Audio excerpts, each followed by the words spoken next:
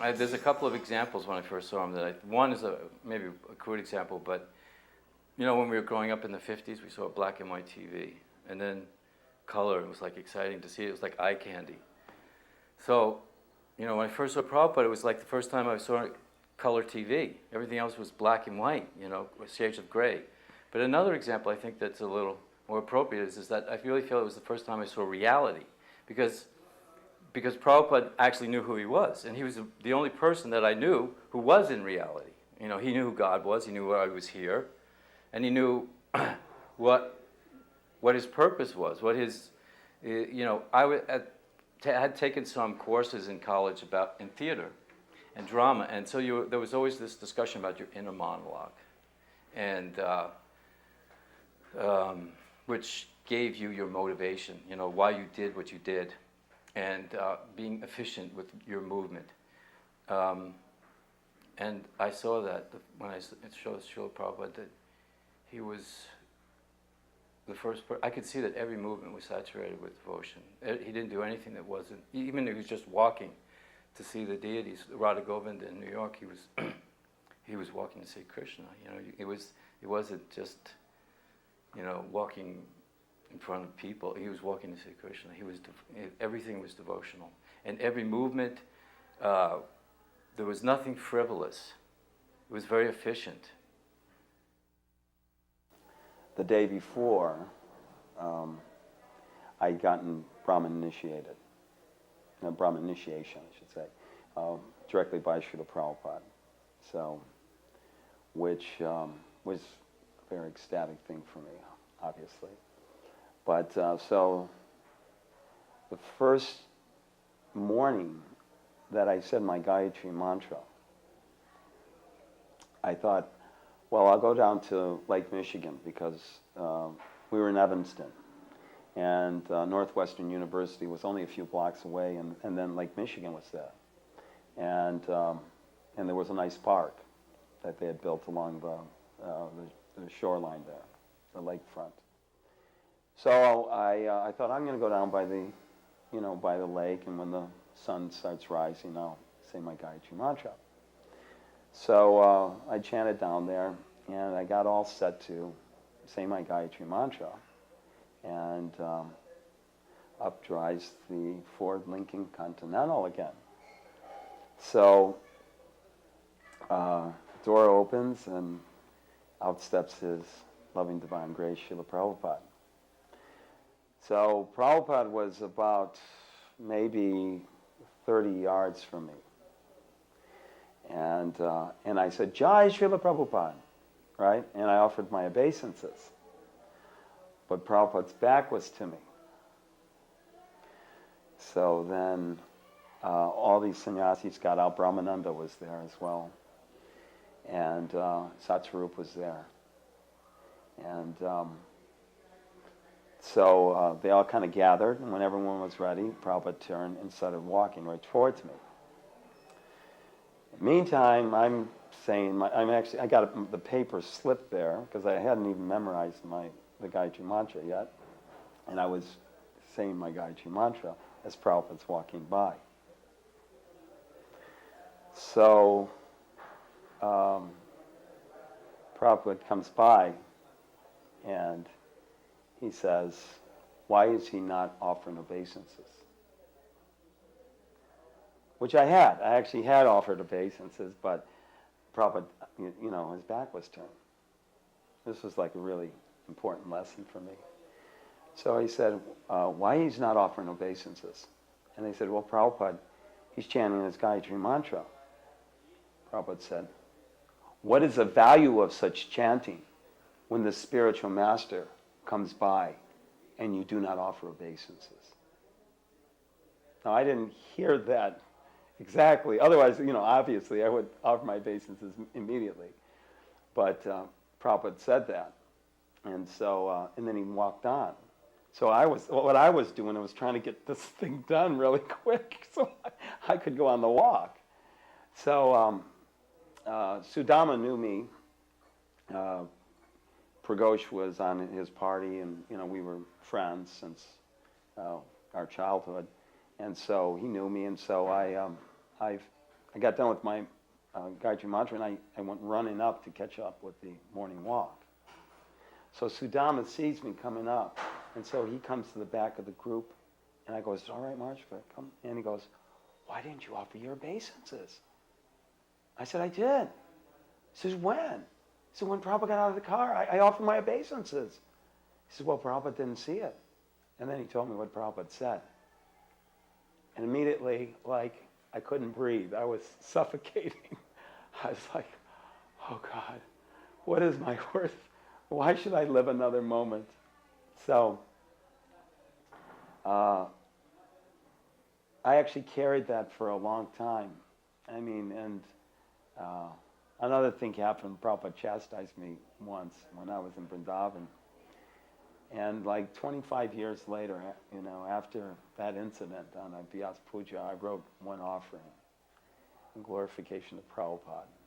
And I wrote how you had chastised me for doing this, which actually helped me for the rest of my life.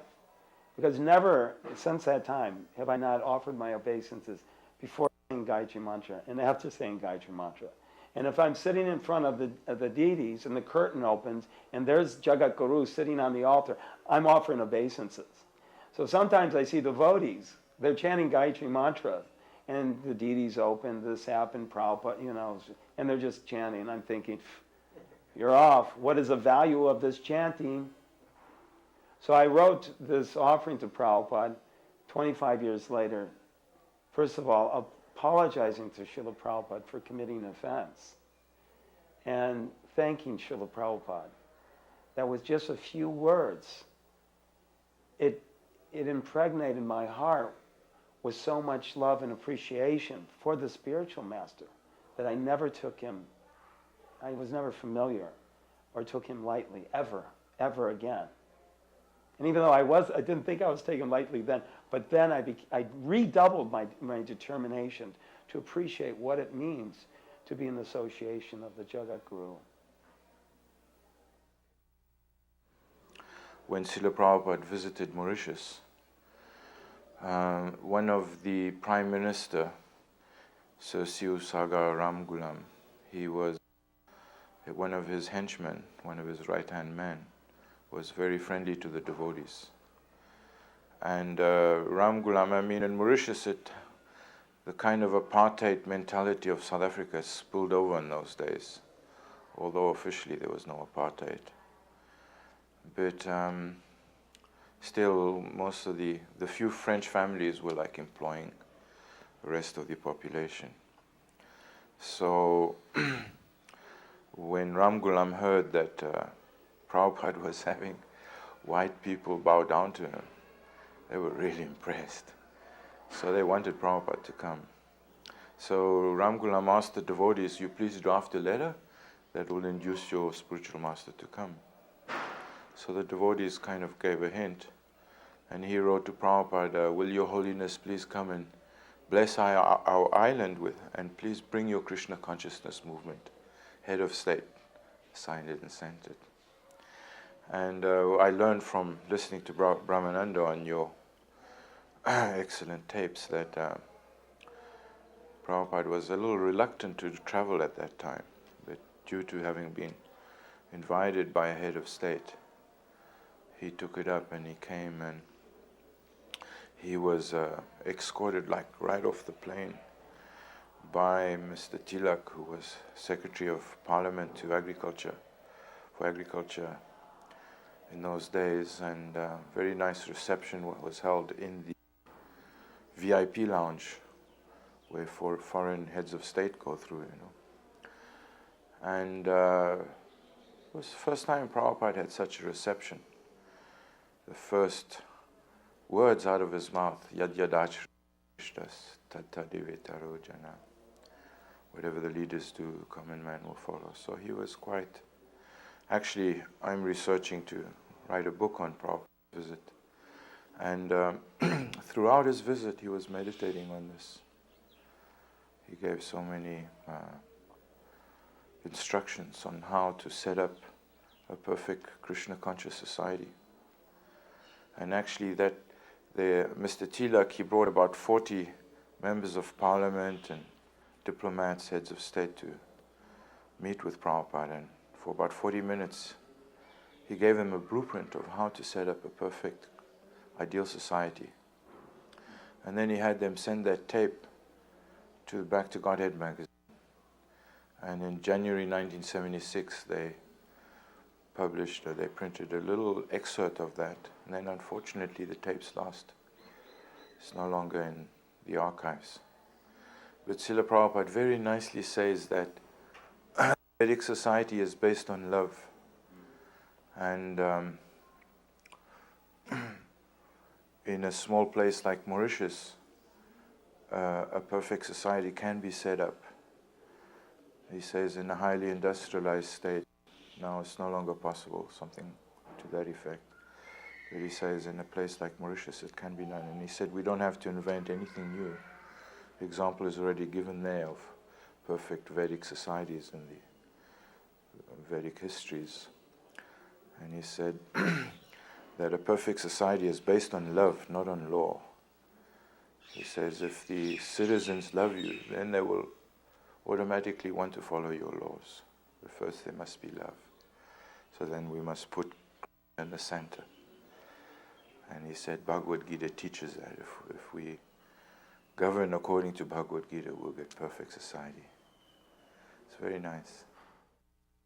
There was one morning walk. I was invited by Satsrupa to go on a morning walk one morning in Dallas. And we went out and there was a sign. We went into a nice subdivision of Dallas area, fairly well-to-do place, and there was one sign, beware of the dog, So Prabhupada commented, beware of the dog, and so everybody could understand he was talking about the man in the house, not the dog. So Prabhupada had this incredible sense of humor, a great sense of sarcasm sometimes, and that was one time at evidence. After Prabhupada disappeared in 77, we kept doing libraries, but then in 78, Petit Udharana in Bombay, he asked me if, Satsrupa had asked him if he would help with the Lilamrita. Then I said, oh, what's that work you're doing? And he goes, well, I don't know if I can do it. Are you interested? And I said, sure, I'd love to do it.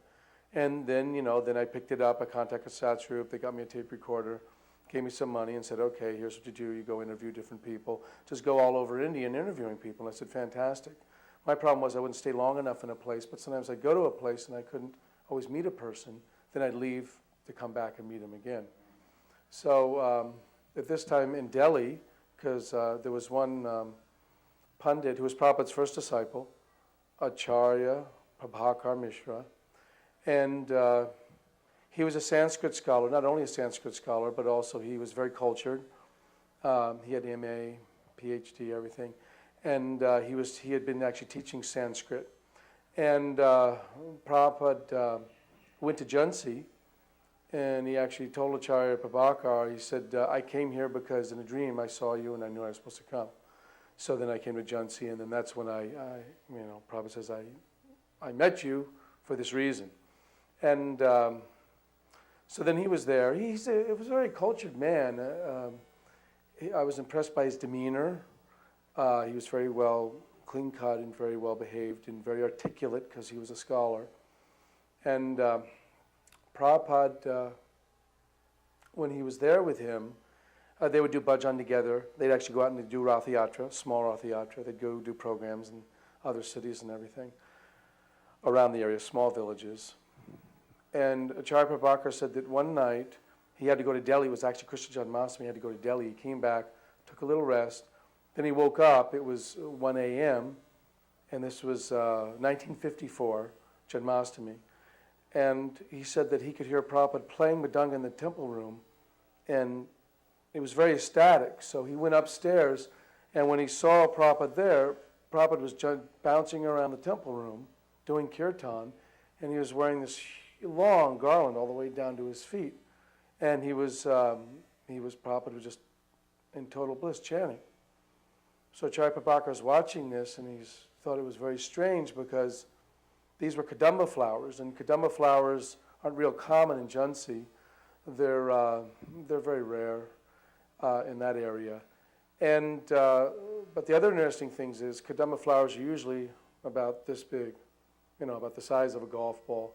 And the ones that were on Prabhupada's garland were the size of tennis balls. And this was pretty bizarre because it was very big. And the other thing was the aroma that was in the air. He called it upakrit, non-material atmosphere, because he was a Sanskritist. And he wanted to ask Srila Prabhupada, well, what was this? Where did this come from? This just doesn't, you can't buy it in the market, this garland. And the atmosphere was so surcharged. He said it smelled like heavenly planets, the aroma. So Prabhupada wouldn't answer. He just kept doing kirtan, bouncing around the temple room, chanting. Then the next morning, he asked Srila Prabhupada, what went on? What was this? Where did you get the garland from? Why did it smell so much? And why were you feeling so blissful? And Srila Prabhupada told him that I was feeling some love for Krishna, and I was chanting to him, and he appeared and gave me this garland, and I went to touch his feet or grab his feet, and then he disappeared. And that was it. And he said, because of that, I was dancing around the temple room, and he was crying. Prabhupada was crying and everything. And Acharya Prabhakar also said that sometimes Srila Prabhupada would chant kirtan for 3 days straight without eating and sleeping. He would just be doing kirtan on and on and on. And he said this was... He didn't specifically say, but Srila Prabhupada was into kirtan, and he would do it very intensely because that was the mood that he had.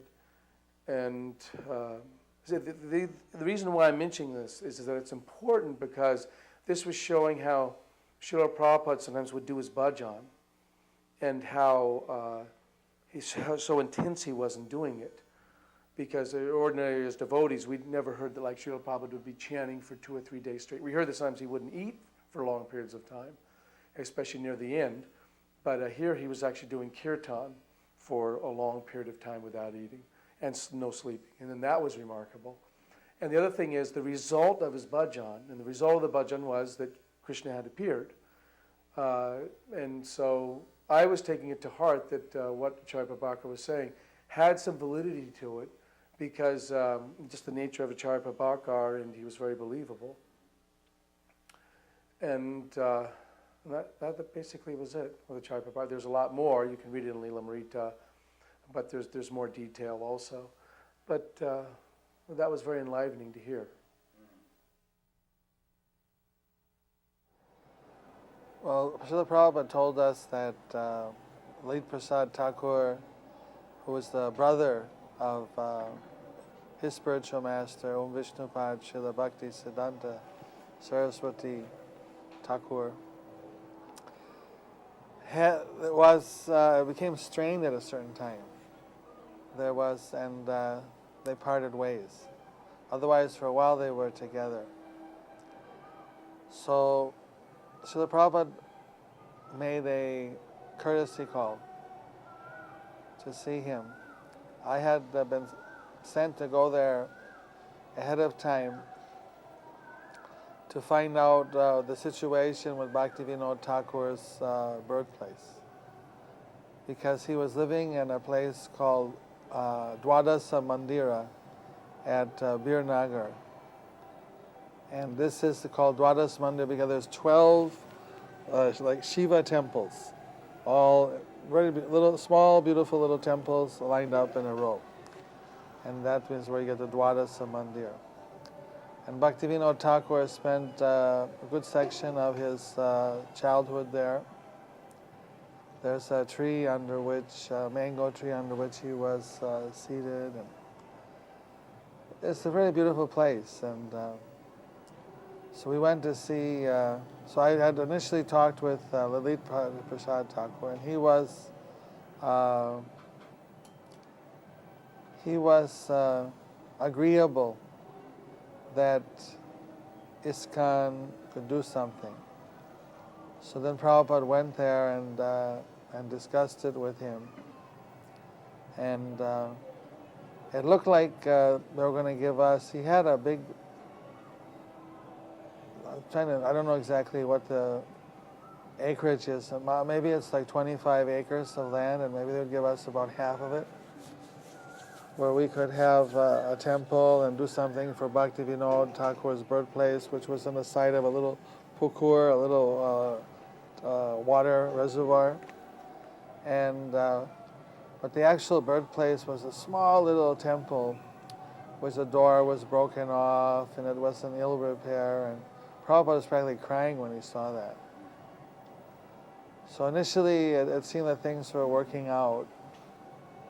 And then Prabhupada went a second time to kind of finalize everything. And Lalit Thakur, he's a very pure soul. He was like 97 years old at that time, if not 98. I think he lived to be 101, 102. And he would chant all the day. He'd just be chanting nonstop. There were deities upstairs on the second floor, and he had a library of all kinds of Bhaktivinoda Thakur books.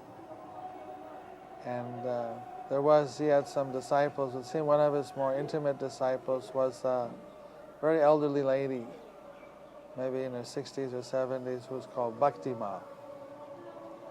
And it was very impressive to see someone from a whole other era, like a century ago, you know. And he explained his own history that he was a lifelong brahmachari, never married. He was working for the government till he was maybe in his 50s as I forget what was the employment, something more like a clerical, white-collar thing with the government. And then he retired. And so now but even throughout his life, he was doing sadhana bhakti. So it was nice to know that Bhaktivinoda Thakur had more than one child that was active. And he actually had a lot of disciples. He was doing the Namhata preaching in Bangladesh and different parts of Bengal. But it was in a particular area. There was some disciple called Sachinanda, or Sachinanda, I think, who was actively preaching in the villages. This was kind of the backdrop. And then he was sitting in this little room on his bed, and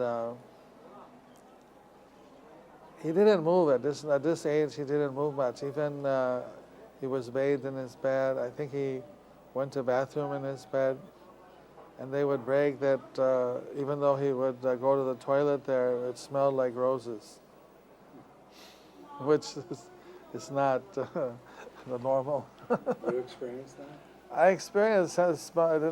There was no bad smell in the room. I can't say firsthand, you know. Yeah. But of course, with every person like that, they're surrounded by different people. And I think that his initial inclination was, as he had agreed with Prabhupada to do something jointly, but some of his followers had insisted that shouldn't give it.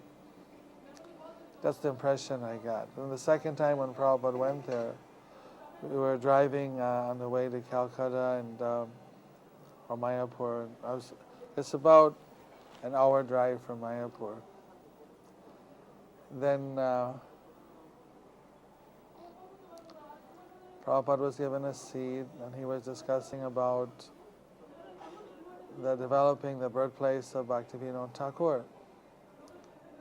But this time there was a different mood, and it was indicated that they weren't agreeable now to giving a portion or to have an agreement with ISKCON.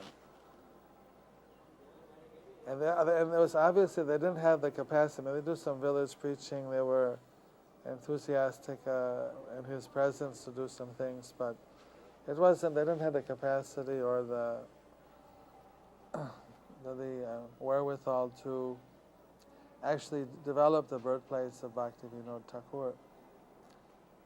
So the Prabhupada became very impatient. He became very upset that Bhaktivinoda Thakur was so great that he deserves to have really such a wonderful facility, a wonderful monument for his greatness. And Prabhupada had talked about a library, a display, an exhibition, an ashram, a preaching facility, and fixed up his birthplace temple. But everything was being canceled with no reason given.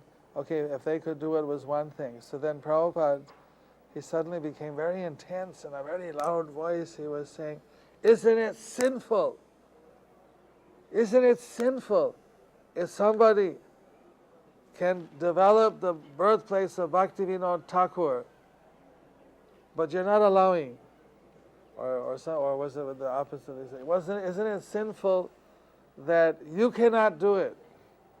That somebody cannot develop, that if somebody cannot develop the birthplace of Bhaktivinoda Thakur and they won't let anyone else who could develop do it, then isn't that sinful? I think that was quite a few years now. Because it was, so the question was, they had it, but they couldn't do it. We could do it, but they didn't want to let us. So then nothing's going to happen. It's going to stay status quo. It's going to stay in undeveloped state. Bhaktivinoda Thakur, still to this day, is worse run down than what it was then. And Prabhupada repeated this about 4 or 5 times, very loudly, almost, I wouldn't say shouting, but I would say just maybe one level below that. Very intensely, loudly declaring, asking us a question. And then nobody said anything. Then he walked out. As he went out, then he turned and there was a few of us, secretaries and assistants. Then he said, because I asked as a question, it was not an offense. I mean, he was kind. He was talking to someone, his brother, god brother, or something, of his own spiritual master. But he was put in a situation where Bhaktivinoda Thakur, in his point of view, was being offended. And therefore, he thought he had a right, he said, he expressed he had a right to question it, and by questioning it, it wasn't an offense. If he had accused, like, you're a nonsense, you didn't get, you whatever, something like that would have been offensive. But because he questioned, isn't it offensive? Isn't it offensive? Isn't it sinful? So that was an interesting understanding about how somebody can inquire, even if it's very intensively, but it's not technically an offense. There was one morning when we, for some reason, everybody else was scrambling to get out of the cars, and it was just Tripurari, myself, and Prabhupada for a few minutes, for a few seconds. And first Prabhupada, some ducks were quacking. I'm just telling you this, I don't know. There were ducks quacking, and Prabhupada turned to us and said, we must save these mudhas. You know, the quacking of the materialist. And then Tripurari said, Srila Prabhupada, is it true that the spiritual master will come back if the disciple falls down? Prabhupada said, yes, but don't take advantage. That was pretty clear. So I was on the Radha Damodar party for a little over 2 years, and Prabhupada on an occasion would speak to us. He would come. He met us in different places in Chicago and then in Atlanta. And in San Francisco, we went one Rath Yatra with Prabhupada there. But when we were in Atlanta, Prabhupada gave us a personal darshan. And he was stressing the importance of brahmachari life. And he was saying how important in spiritual life it is to be brahmachari. And he told us, if you stay brahmachari, he was encouraging us to do that. You stay brahmachari, then there's 75% chance of you going back to Godhead in this very life. If you take up grihastha ashram, he said 25%. So he said, therefore, you should try to see all women as Mataji, as mother, and address them as that, my dear Mataji. That is a very respectful term, Mataji, meaning that just as your own mother you love and respect, the Mataji is even one of the gurus. It says one should not become father or mother. You know, there's the Pita Guru and the Mata Guru. So if you address all women as Matajis, you will not look at them as objects of sense gratification. Harisuri Prabhu was ill, and he was replaced by Godrum Das Brahmachari, a good friend of mine, and to massage, because Godrum was also one of the bodyguards, strong-bodied. And I remember Godrum coming and telling me, says, boy, Srila Prabhupada reads minds. On his first massage, he had been massaging Srila Prabhupada, and Prabhupada had like, you know, a soft chest, and it made him think of women's breasts like that. And immediately Prabhupada said, he just like opened his mouth and started saying that the allurement of the illusory energy takes the form of breasts of a woman. And Godrum was like devastated. Prabhupada could read his mind. He came back and he, God, I'm not qualified to do this service.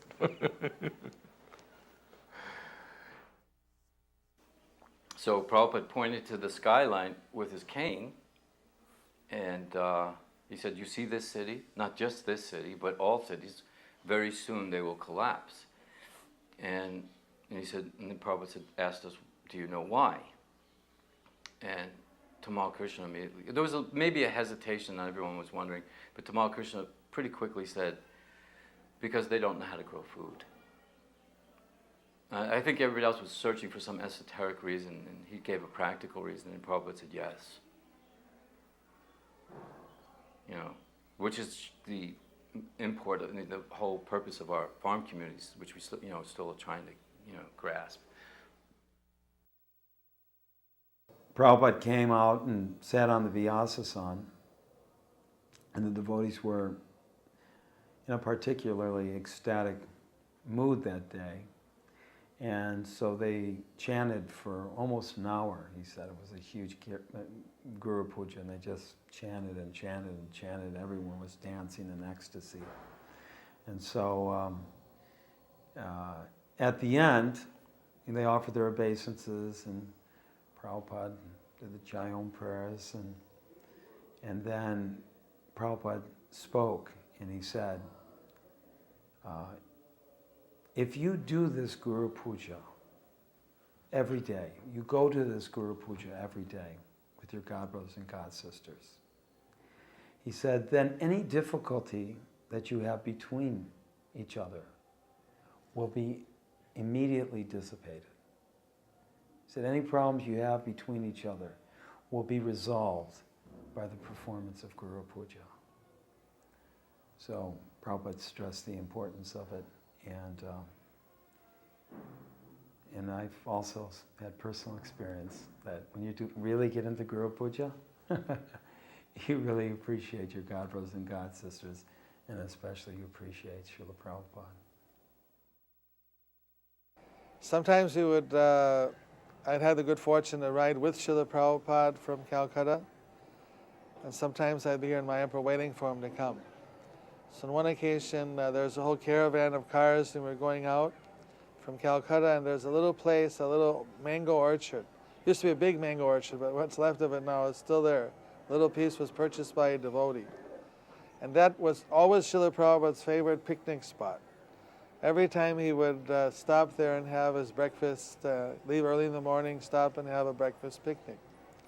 So on the way driving out, there was an interesting pastime that Prabhupada had the Krishna and Balaram on the windshield of the car.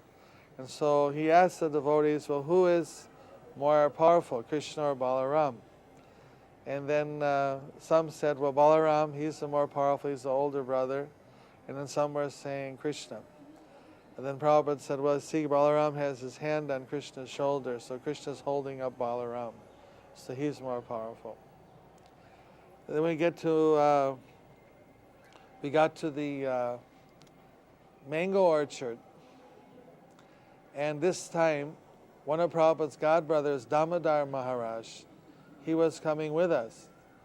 So then Prabhupada had some mats set up, and he had a little portable table, and he was taking prasadam with Damodar Maharaj. He said the others could take also.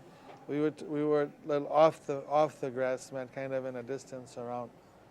And then sometimes Prabhupada would have that type of let everybody take with them picnic, so it was a little picnic in the garden.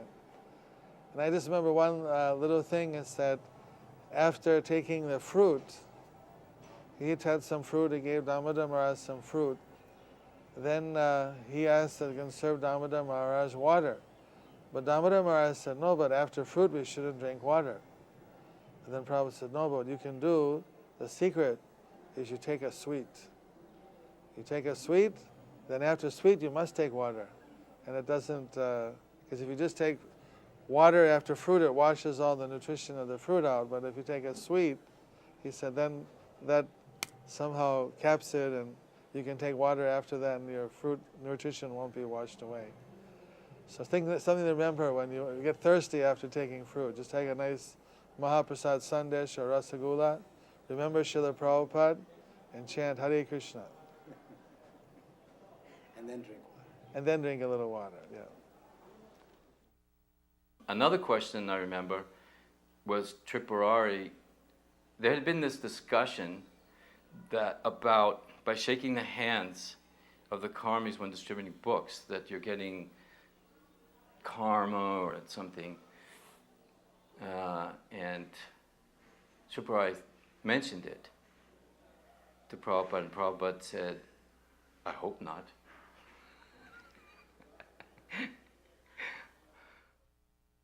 So Kailas Chandra Das got initiated in Chicago, and he was a real heavy controller type, Mars exalted, everything's. So Srila Prabhupada could see everyone, could see right through everyone, and so Srila Prabhupada could see right through him. And when he came to bow down, this is like when you're a controller, it's kind of hard when you bow down to someone. This is like a sensitive moment. You don't have control at this time. And as he bowed down, he said, your name is Kailas Chandra Das. Das, Das, 1,000 times Das, not God, Das. And as Kailas Chandra, he's bowing down, he's going like, because Prabhupada was just boom, boom, boom. And he just said, when he got up, he just was like so amazed at this, how Prabhupada had treated him. He thought, what am I supposed to do with this? The temple presidents and the GBC and sannyasis were with Prabhupada, and they were going on a morning walk. And Prabhupada was walking. He had his cane. He was walking along. They were going towards the Ganga. And so some of the leaders took that opportunity to start, complaining to Prabhupada that this person, he's in my zone, he's doing this, he wasn't authorized, and this person's coming back and saying, Prabhupada, but this is going on, and these people are doing this and this, and one after another, people were lodging complaints and kind of doing a little backbiting. So Prabhupada was walking with his cane, he wasn't saying anything, and then all of a sudden Prabhupada stopped and put his cane down. And he turned around and he whipped his cane around and he went, all of you, made this big sweeping motion with his arm. He said, all of you have come simply to discourage, and I have come only to encourage. And then he did it again. All of you have come simply to discourage, and I have come only to encourage. And then he turned around and started walking. And all of a sudden, he said that all the Prabhus started going, please accept my humble obeisances, Prabhu, please accept mine, forgive my offenses. So I took that to heart, and I thought, if I can remember this, whatever happens in my life and whoever I associate with, I think I can make a better impression by following this instruction of Srila Prabhupada. So then Prabhupada had to wait for his flight. He was sitting in the waiting room. So then Jai Satchidananda Prabhu asked if he could do a bhajan or kirtan for Prabhupada. And I can't remember which one it was, but it was one of the classic famous ones that Prabhupada did. And he had it expertly, he had every intonation, every syllable, just the way Prabhupada had done it. And Prabhupada was going like this, and every now and then he'd look over at him. And when he finished,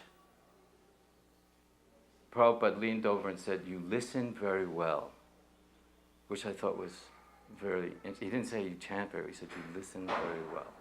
So Prabhupada said that his qualification, that his spiritual master told him, was that you listen. Actually learn how to hear and listen. In Chicago, Prabhupada had a big deity installation of Gaura-Nitai deities, 1975. And so there was I think 4 sets of Gaura-Nitai deities and to put on each one of the buses. So Prabhupada was saying, he was talking about Sankirtan and doing book distribution. And he said, if you, in the class, he was talking about Vishwamitra Muni had performed tapasya for 60,000 years, heavy tapasya. He said, so you can get the same benefit of this tapasya on a few days of Sankirtan. Few days on Sankirtan is equivalent to 60,000 years of tapasya by Vishwamitra Muni. And everyone was, Haribo! So that's the mercy of Srila Prabhupada to give us this great process.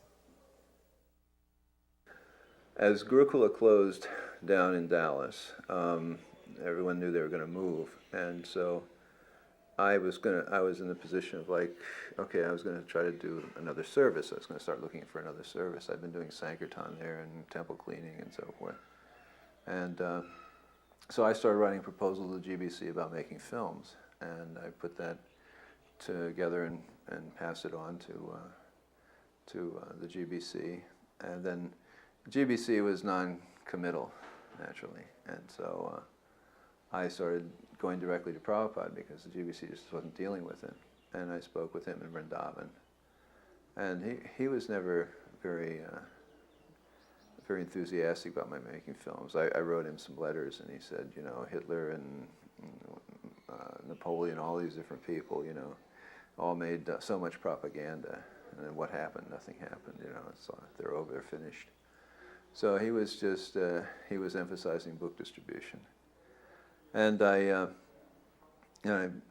tried to appreciate that, but I had studied film in college, and I was really, determined and anxious. And I still write scripts today, but it was just not to be at that particular time. Anyway, I remember talking with Prabhupada about it, and I'd sent him a draft, an outline of a film, and Harisari said, "This is the boy who has sent you the draft," and the complete dismay on Prabhupada's face. It's so devastating. it was so incredibly devastating, and I thought, oh my gosh, what am I doing? You know. At any rate, I continued to play with. One time, Prabhupada, actually in talking with Prabhupada, well, that was in Vrindavan. So I went on. Treya Rishi was the only person in the GBC who had encouraged me with the film making idea. So why don't you come to Iran and we'll, you know, get you a job there and you can develop some skills and so forth. So I said, okay. He had, at that time, Navayovana was working with him, and Navayovana was into multimedia slideshows. So he thought, you know, then you could maybe partner up with him or something. So anyway, we went there, and Nav and I became friends. And then Prabhupada came to Iran. It was one of his last stops on his last tour of the world. He came to Iran, and he was there.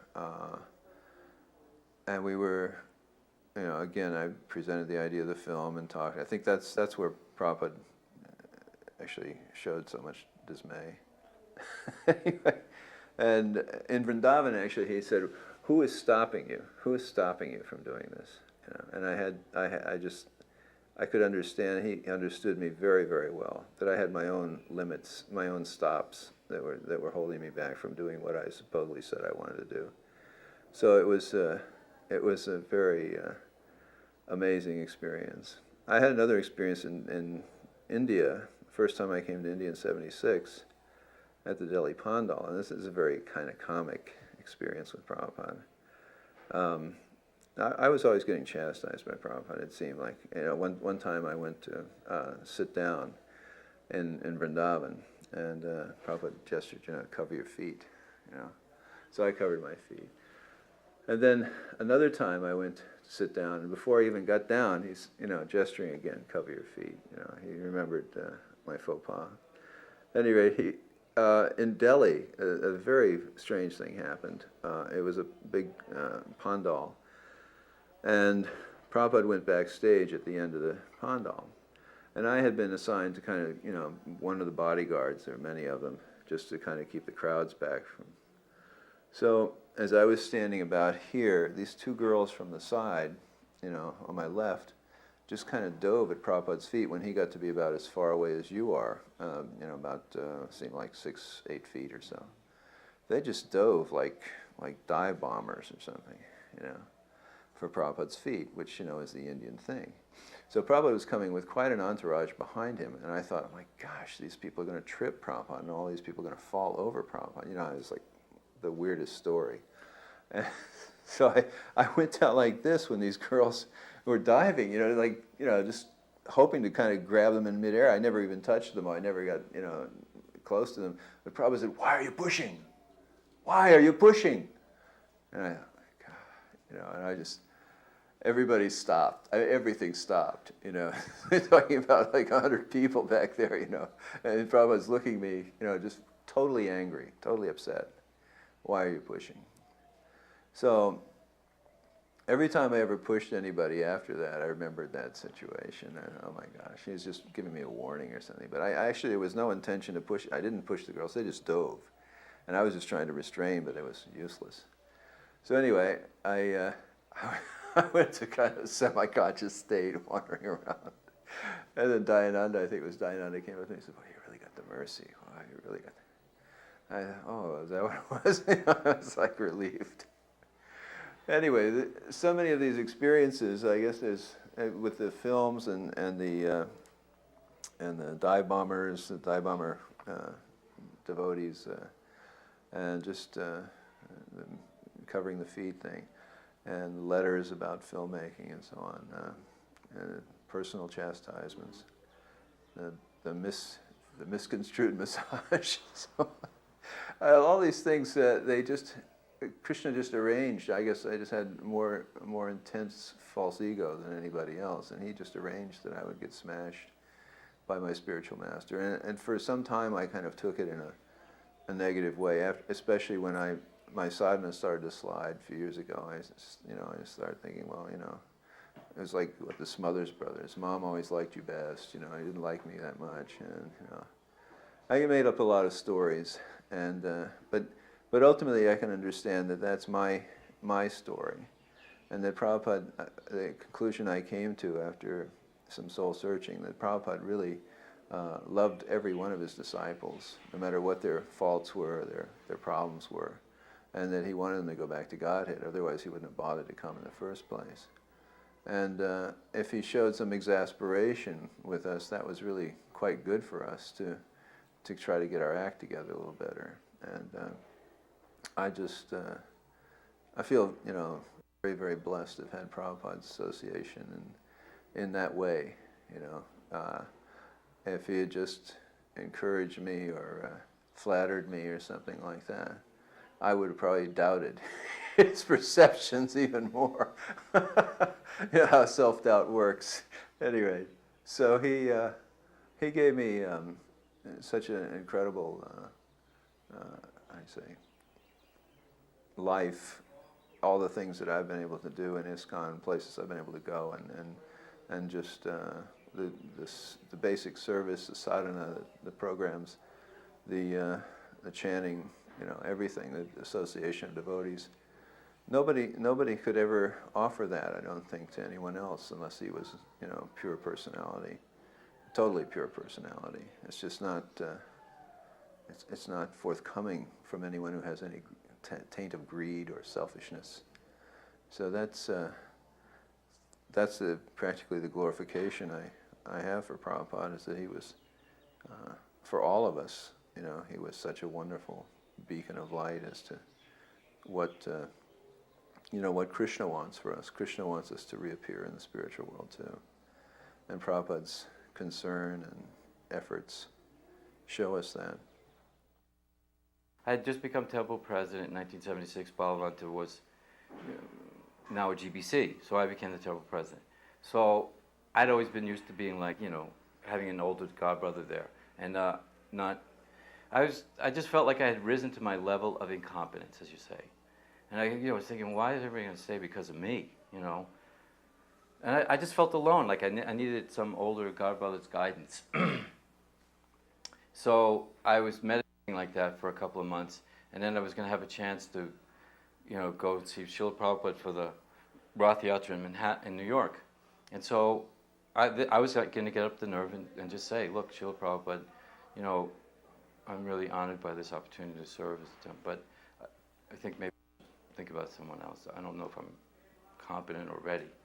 And I was thinking like that. I feel like I was feeling alone. I kept thinking like that over and over again. So I go to his room, I get to go in, I pay my obeisances, I look up, and Srila Prabhupada was already engaged in conversation, so I don't know what happened before. But all I know is, I'm thinking, this is what I want to say. Prabhupada looks right at me and says, one thing is, even though I was in a foreign country, and I didn't know anyone, I never felt alone. He was saying it with such compassion, it was just like, and I was like, how did you know? I mean,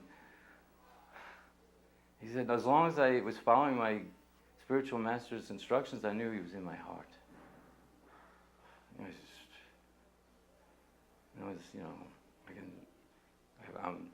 I guess I didn't have anything else to say. I guess I was going to stay temple president for a while. As we were walking out the door, we were all leaving. There was, about 80 of us. And Pragosh Prabhu, my dear friend, stopped and went to Prabhupada and said, Srila Prabhupada, thank you so much for bringing us to Mayapur, Sridham Mayapur. And Prabhupada said, oh, Sridham Mayapur is your home. This is your home. This is all of your home. He said, actually, the West is only for preaching and sense gratification. So if you're not preaching, you should be home. And Sridham Mayapur. And then one time after the welcome address, he came upstairs and he sat down on his seat, and he was just like relaxing, leaning back. And he took on his golden goblet, drink a little water, drink the water high. He just like sighed, like almost a sigh of relief, a sigh of satisfaction. He said, to be in Mayapur is so wonderful. If you live in Mayapur or if you die in Mayapur, it's all the same. So you were thinking, living or dying is the same.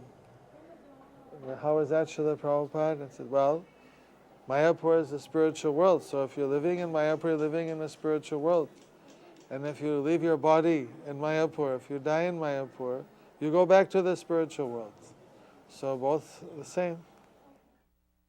Right here in Mayapur, in the original building here, the Lotus building, all 6 vans were lined up.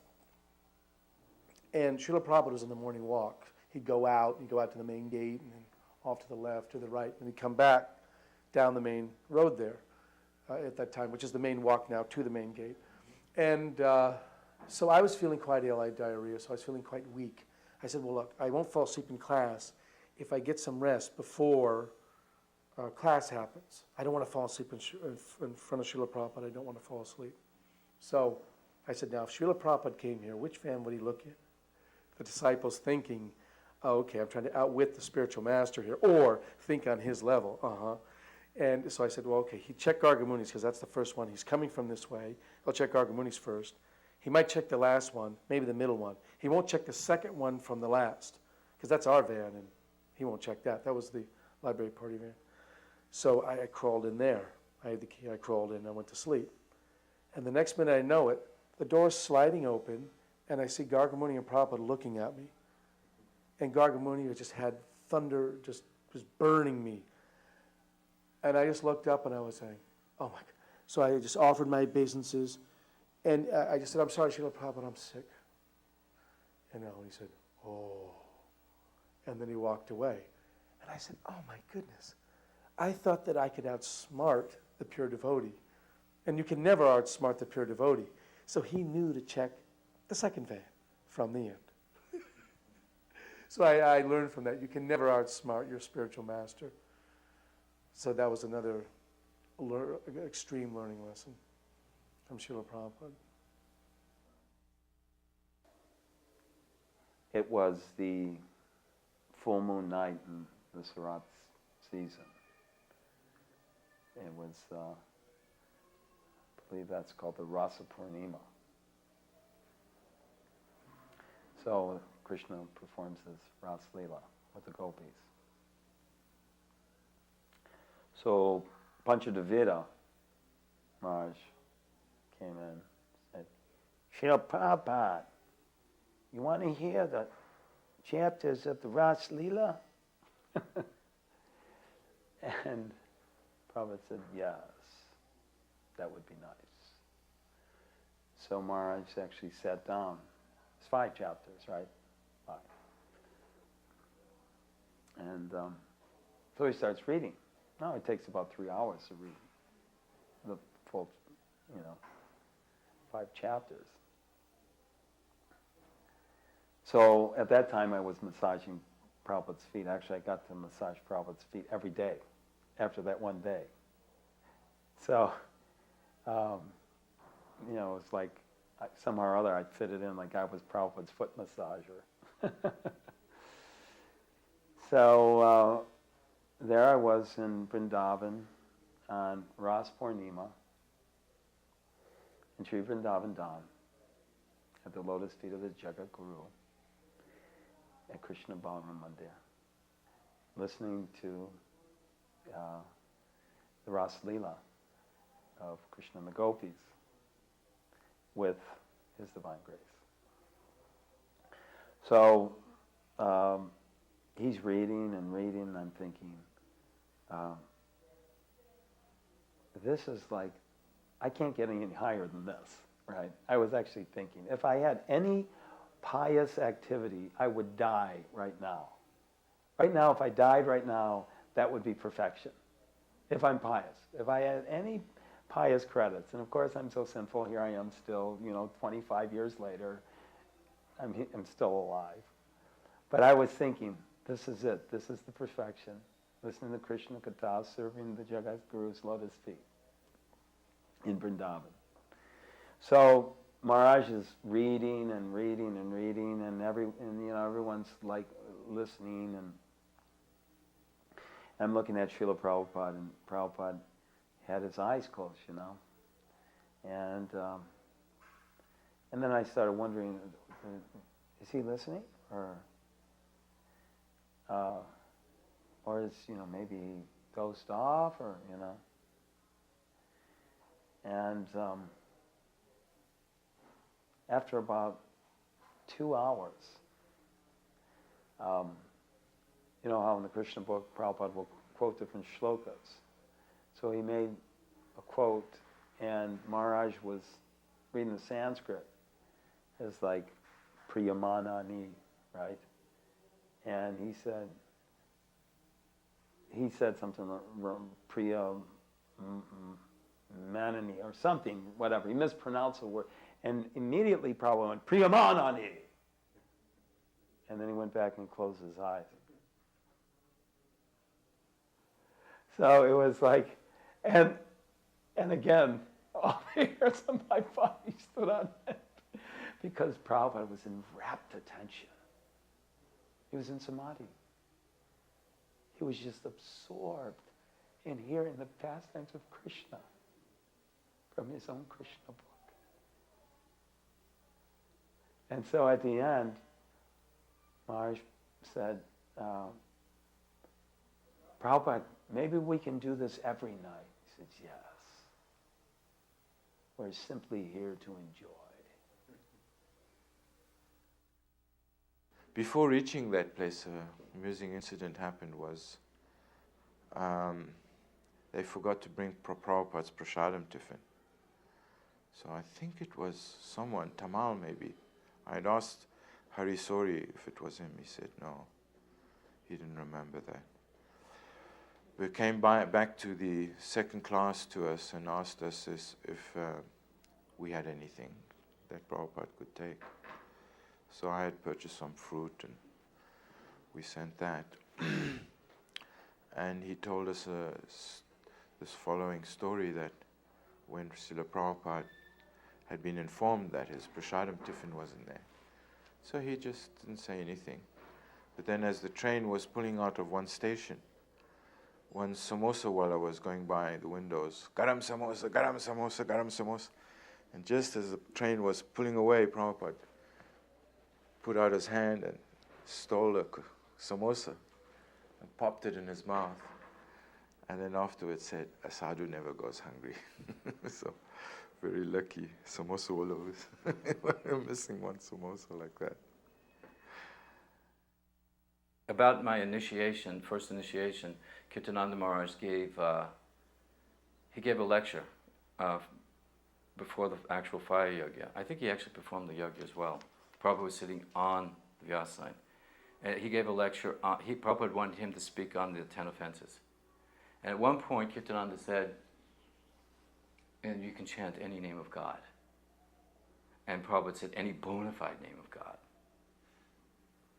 You can take that for whatever it means, for words, but it was a little reminder, any bona fide name for God. We even had like kirtan competitions.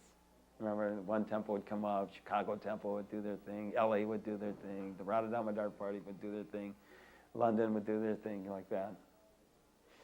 So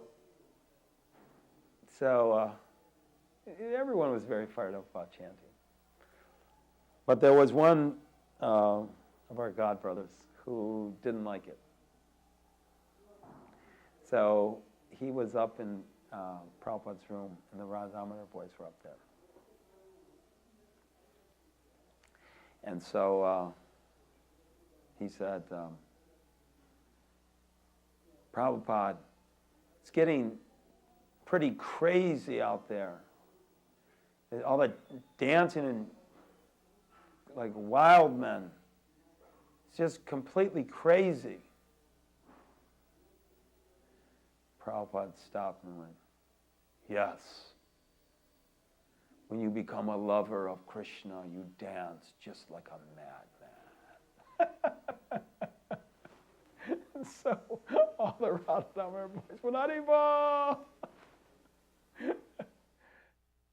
there was this local musician personality who'd been regularly coming to the Sunday feast.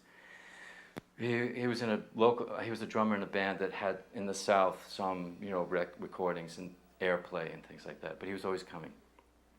Then all of a sudden he shows up in the what's his name, with the turbans, this Yogi Bhajan group. And so he's there at the Sunday feast, and people from Atlanta know who he was. He's like a local pop star. So, and he's wearing the turban and everything. But he'd always loved the devotees, but a little bit challenging, playfully. So he asked some question, and I can't remember the question, but the answer was what I remember. Because I don't think Prabhupada actually answered his question. He said, "You are very fortunate. You have accepted a bona fide guru, Guru Nanak. Now, don't be a hypocrite and follow." He said, and he said, "Study the Grantha," I think that's the way you pronounce it, "and chant Hari Ram, and read Bhagavad Gita," because that was also his instructions. And this is the same instruction that Prabhupada would give to Christians. And that in that Sunday Feast lecture, there was one of the devotees' father was there with his girlfriend. They were very challenging about Christianity. And Prabhupada just,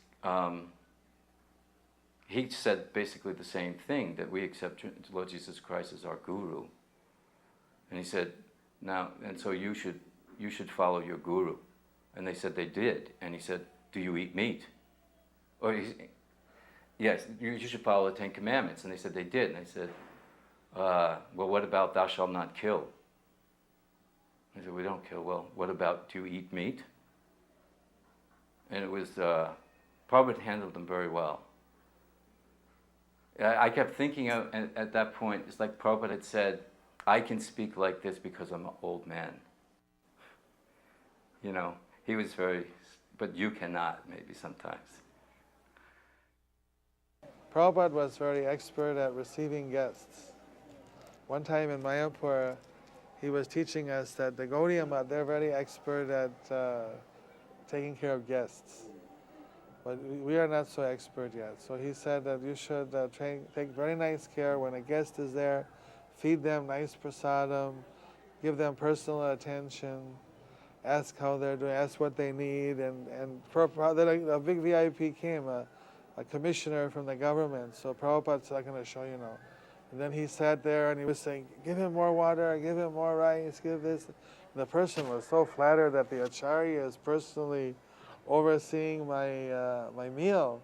And then sometimes Prabhupada would tell even almost like jokes. And then he said, we were kind of looking, like we never saw Prabhupada just like tell jokes. So he said, "See, during prasad should be light talk. It's good for digestion." Like everything heavy, preaching heavy when they're trying to eat. Srila Prabhupada, after he came to Atlanta, was asked what was it about Atlanta that pleased you so much? Because he had done all things that he hadn't done, before, or maybe, just the drum class and all that.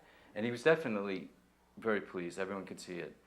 And Prabhupada's response was, "When I saw how all the devotees were cooperating together to please me, that's what pleased me." And so to me, because like Prabhupada, the famous instruction that Prabhupada said, in his last days, your test for your love for me will be, how you cooperate.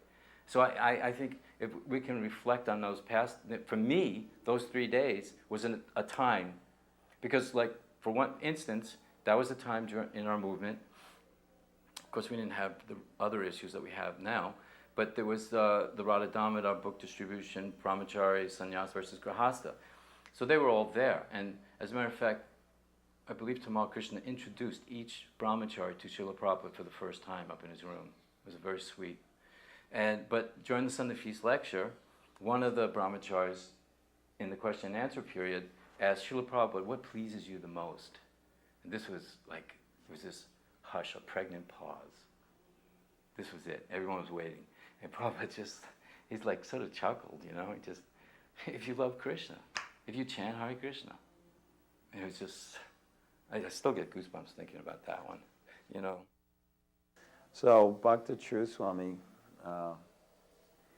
he came in early 77, and Prabhupada immediately gave him first and second initiation and said, he is not a new man, this movement. And then about, I don't know, a couple weeks later, Prabhupada was up on the Lotus building, just with Bhakti True Swami. And they were walking together. And Prabhupada said, "You have had billions of births. Billions. And all of us have had billions of births. And we've always given those births and those lives simply to sense gratification." He said, if you give one birth to Krishna, you will not be the loser. See what happens. You will not be the loser. Just give one to Krishna.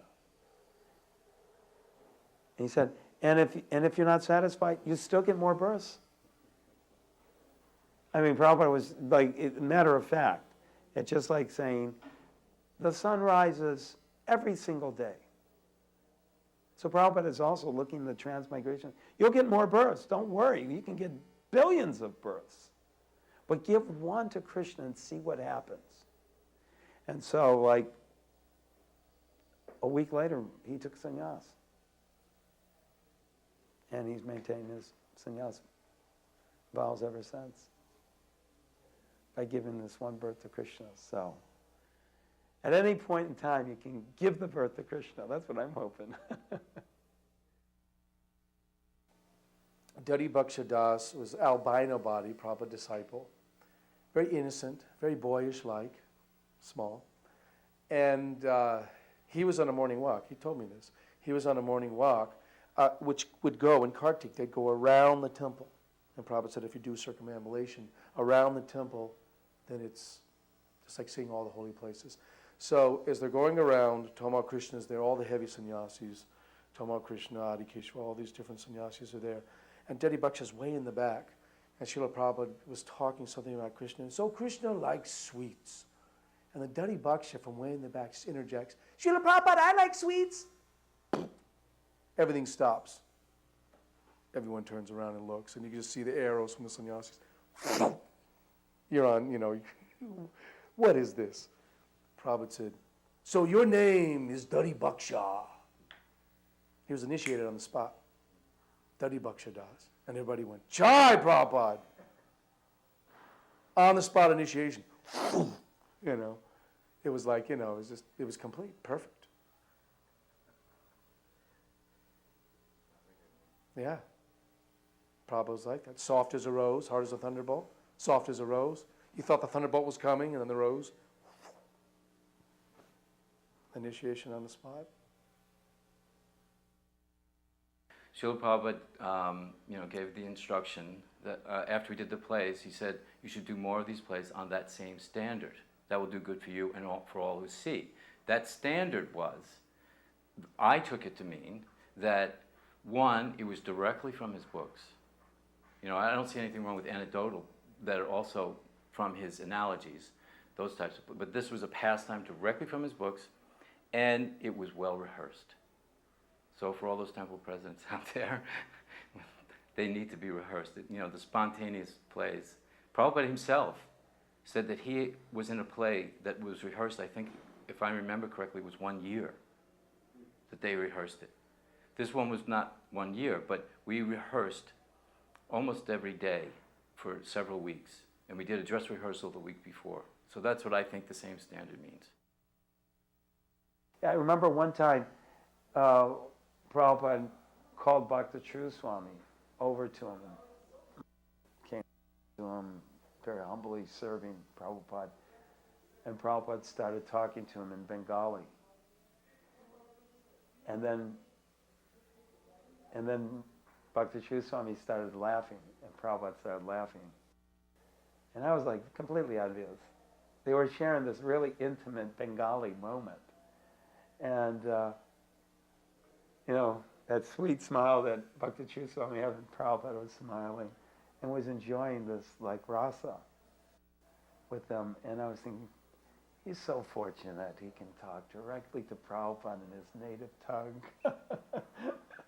I was thinking, I wonder what that joke was about, you know. But Prabhupada was carrying on like that, and finally Prabhupada, he was doing so many things and looking, he said, look at this body. It's useless, completely useless. And he says, I am practically proving that life does not come from a bag of bones. We kind of half chuckled and half were like stunned in amazement. He was just he just transcended the whole situation.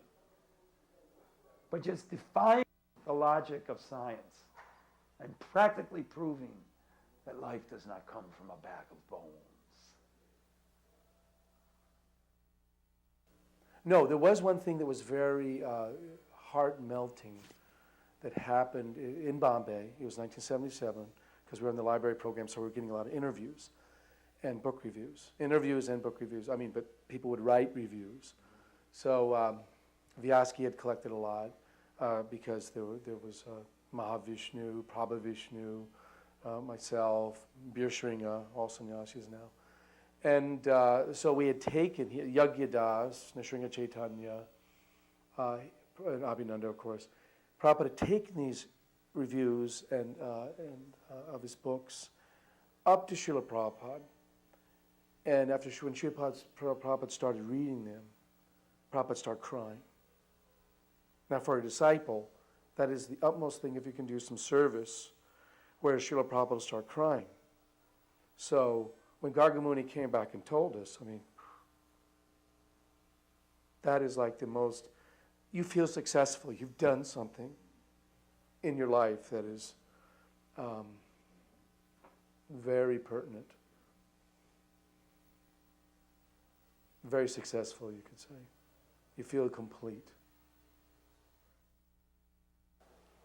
When we first arrived in Vrindavan,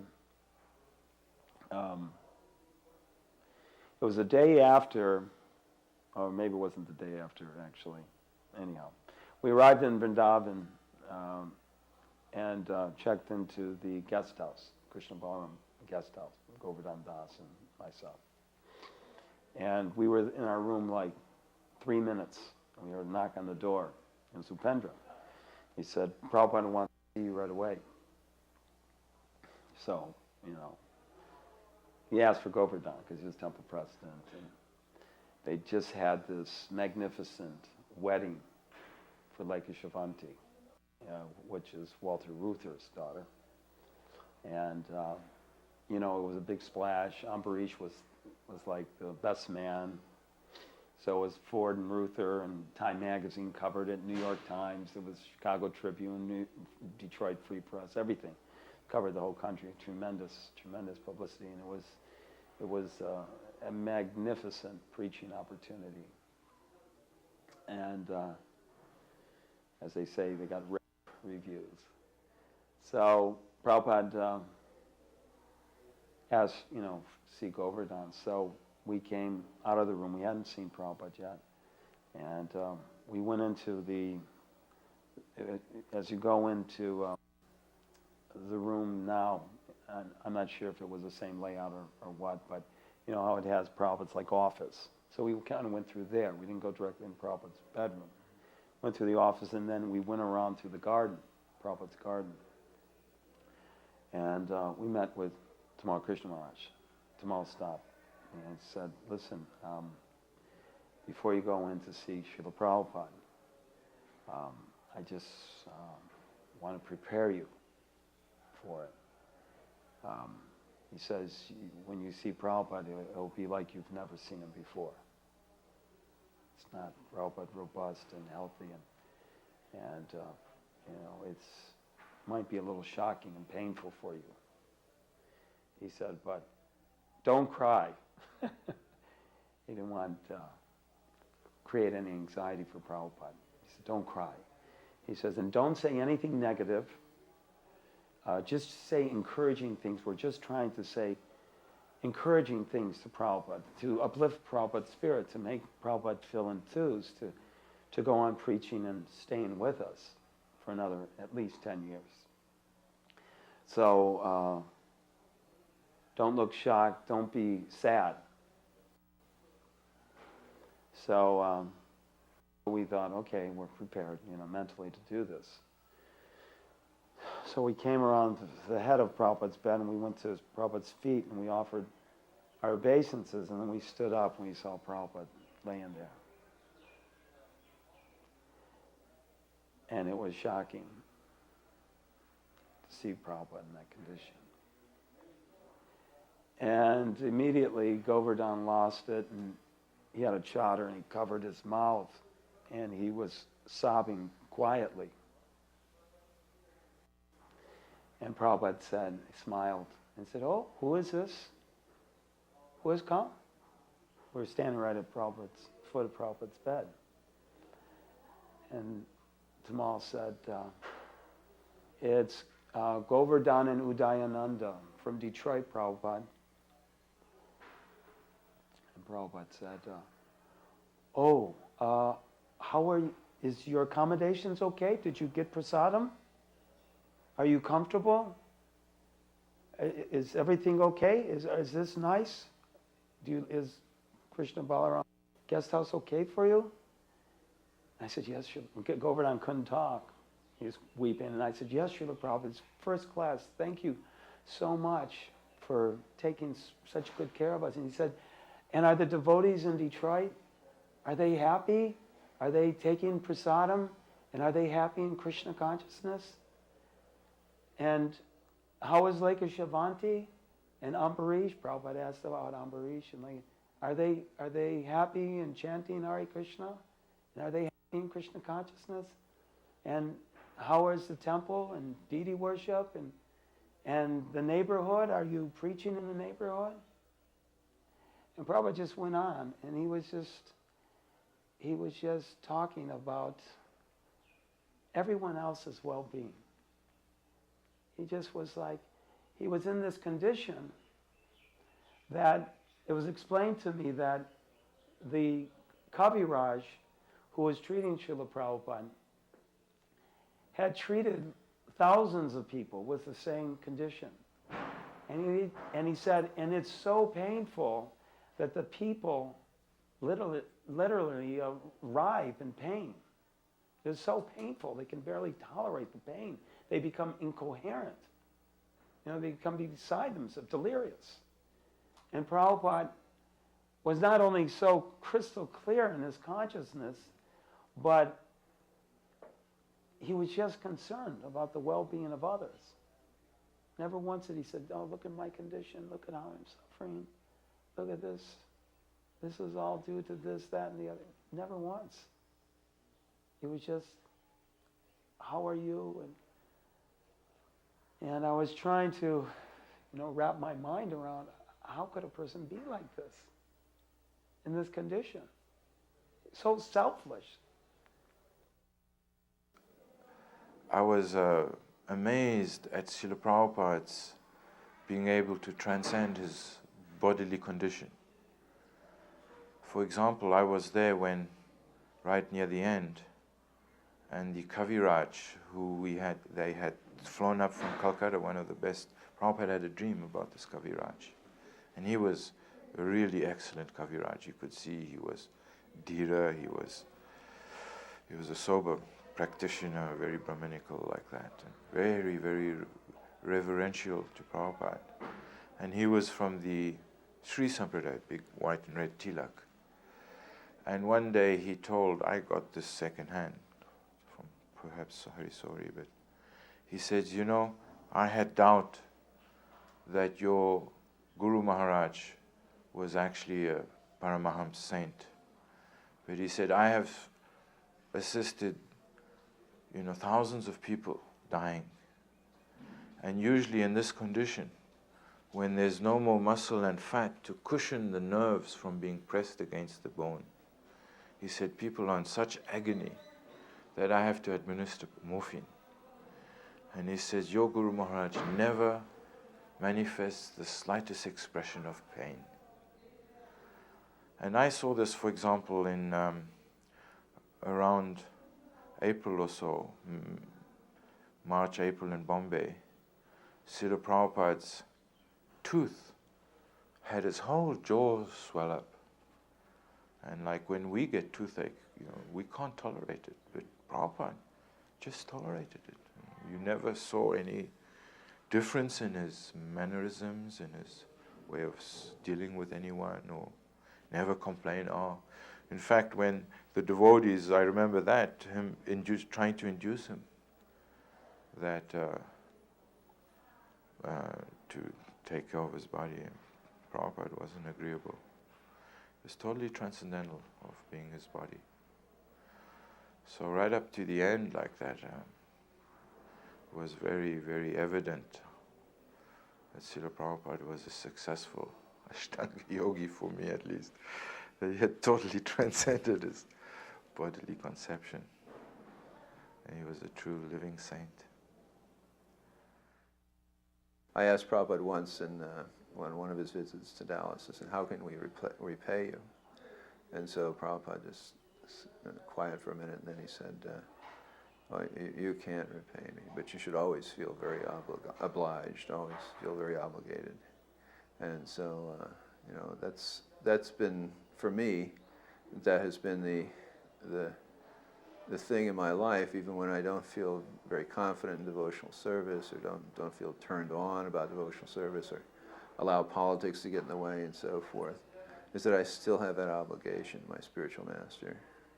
And that responsibility, is a perfect gift, actually, to feel that there is something important for one to do. I remember as a child feeling there's something very important I have to do in this life. I don't know what it is. I have no idea what it is, but I'm going to do something that's going to be very important. So that could translate into becoming successful in material sphere, or it could translate into becoming, just a loving servant of Krishna, just on a very simple level. And the thing that Prabhupada was such a simple person. His activities were so simplified. He didn't complicate his life with so much stuff. I remember seeing him once at Gurukula. The children had given him pictures of Krishna, and their drawings. So he was looking through them, and I was thinking, well, these are really wonderful. They're pictures of Krishna from little pure devotees, and and then Prabhupada just put them down and walked away. And he wasn't interested in taking anything. He accepted things, but then he just distributed them again. He just never was the kind of mind I have, is I'd take the picture and put it on the wall, and so forth, and treasure it, all this stuff. But he was just going on and on and on. Everywhere he went, he was just constantly going through this exchange, accepting people's adulation, their worship, and then offering that to Krishna. And he was never bogged down by any of that. He never got overwhelmed by it. He never got his ego out of joint by doing those things. So those are the incredible impression I had of Prabhupada, is that he was a perfect living being, and that his desire was to make us also perfect in our relationship with Krishna. My godbrother, Pragosh Prabhu, one time he went to Washington, D.C., where Prabhupada was at, and was distributing books at the airport. But he was actually based in New York. And one day he came back from Sankirtan, and Prabhupada saw him. And he was just getting out of the van, and Prabhupada said, "Where have you been?" He offered his obeisances, and he said, "Where have you been?" He says, "I've been out distributing books, Srila Prabhupada." And he said, "Come with me." So Prabhupada took him into his room. And so, you'll have to ask him about all the details. But one of the things that was very charming that Prabhupada said was, he said, "So where are you doing your service these days?" And he says, I'm in New York, Prabhupada, on the 55th Street Temple. And he said, "Oh, you're in New York?" He said, "I also started in New York." As if, not every single devotee in the movement knew everything about Prabhupada, especially where he started, but Prabhupada was thinking like that. I started in New York, like that. So Prabhupada was, Prabhupada was talking in Vrindavan. He was talking about going to Govardhan. He was thinking about Govardhan, and of course they were making plans to go to Govardhan and so on, and like that. But he wasn't always, Prabhupada wasn't like just focused on Govardhan. As a matter of fact, when different things came in, different news items came in and letters would come into Prabhupada, Prabhupada would become inspired. So something came in about the preachers in New York, what the preaching that was going on, the book distribution was going on. And Prabhupada said, yes, that's what I should do. I should simply give up laying here in Vrindavan. I should go out and preach. And he said, I should go. You should take me to the New York temple. And he says, and if I die, you should put my tomb on top of the New York temple, Radha Govinda temple on 55th Street. He says, I want to die preaching with my New York preachers, like that. So we can only know how important that temple was to Prabhupada. And of course, what a catastrophe it is, having lost that temple. Prabhupada said, place my tomb on the top of 55th Street Temple. Another very great saint that I had the great fortune to meet was Devraha Baba. And this was in 1978. We went with the Gurukul boys. The Samadhi planning office was on the ground floor of the Gurukul building in Vrindavan. So I came close with Yashodananda Swami. We went for the Magh Mela in Allahabad. And Devraha Baba was always there. And he was so famous, he's like 800 years old, that his house is on stilts. So when we went with the Gurukul kids, he came down. He never comes down because everyone tries to touch his feet. But he came down and he glorified Srila Prabhupada, Sanskrit or whatever, for almost 10 minutes. Shaktavesh Avatar, this and that.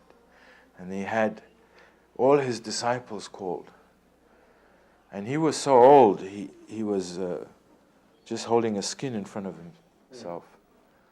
And he was so old that even his eyebrows were dreadlocked and hanging down on the other side, like this. And he called some of his other disciples who were also, I would say, into the 200, 300, 400 years old. But it was very significant how nicely he had, that this greatest, most respected saint of India had so wonderfully glorified Srila Prabhupada.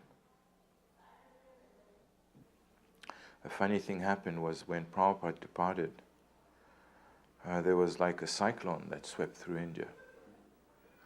I'd actually been there until the Sunday night before, but then I had to get back because at the same time I was doing the Makrana supervision for the marble work.